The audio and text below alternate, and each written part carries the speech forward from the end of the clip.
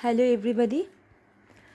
As I have already sent you the pages from the book to iterate over a data frame. I don't know whether you have seen the pages or you have read the codes or not. Okay, so today I am explaining you the method, one of the method of iterating over a data frame. The method name is iter rows. The method name is iter rows. Please check the code once.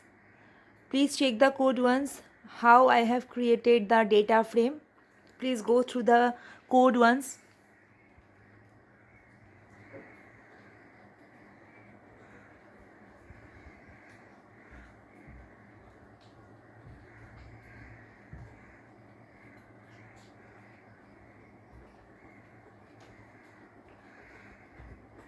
Did you understand the creation of the data frame? As we are already familiar of creating a data frame. Okay, so using dictionary, a set of dictionaries are there. 3 dictionaries. Yes, inner dictionary and outer dictionary. And one new thing I have added here. Can you see? Slash. This slash. Is it visible? Slashes. Actually, this one the continuation of the line.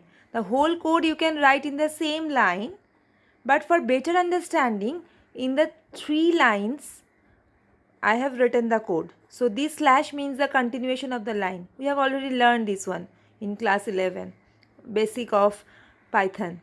Okay. So means I don't think there is a need to explain the data frame creation code. I am not explaining you. Okay. So now we got the data frame df.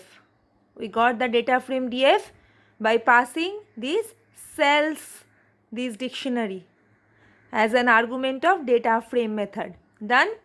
Okay, now our main motto of this code is to iterate over a data frame. What is the method name here? Iter rows. So from this name itself we can understand in this code we are going to iterate over a data frame row wise. Row wise. Where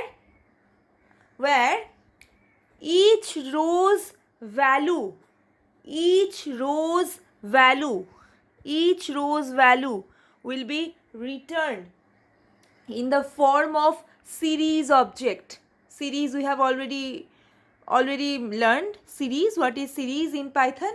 So again I'm repeating these line again, that iter rows is a method through which you can iterate over a data frame row wise, where each row's values are returned in the form of a series object. Okay, in the form of a series object means each row's value will be stored as series object, and at the same time the row name also means row index. Row name means row index will also be stored. Okay, so you can see that we have used for loop here. For loop. So I have given two I have used row comma row series. So in this row, this particular variable, the row index of that particular row will be stored.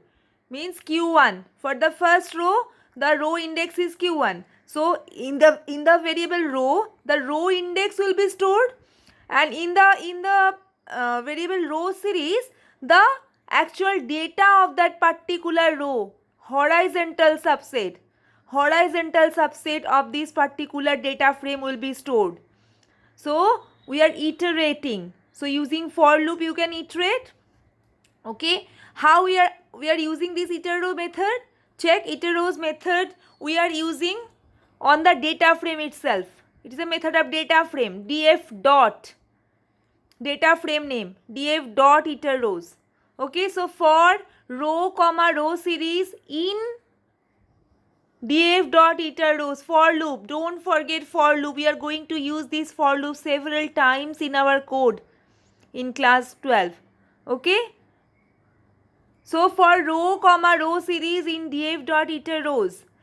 So for each row, the row index will be stored in the variable row, and the actual values of that particular row will be stored in the variable row series.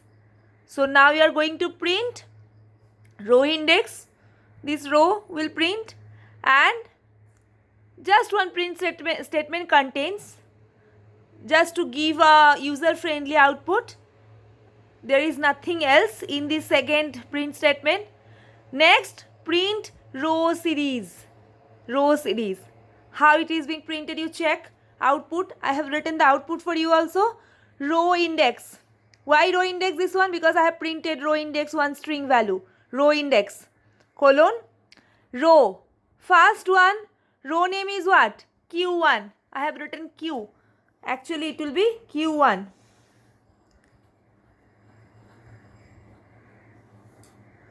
It will be Q1. Okay. Actually, ink is not there. That's not coming. But please write it Q1. Okay. So this will be Q1. Q1. This one. Now contains. The second print statement contains. Now check. For each the column, the row value. As a series object is coming for each of the column. For each of the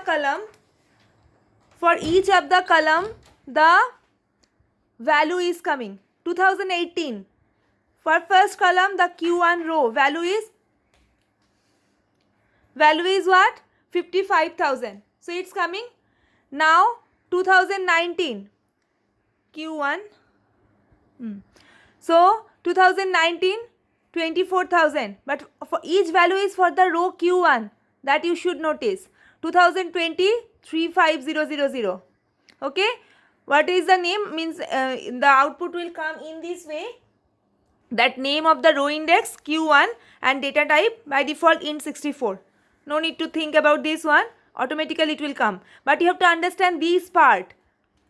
For each row, the row index and the values of that particular row will come as a series object form. Next you check row index Q2. Row index Q2 and contains second print statement. Then each of the columns value for that particular row is coming. So how is coming? Column name, then the value of that particular column. So these iter rows iterates over horizontal subset of the particular data frame in the form of row index,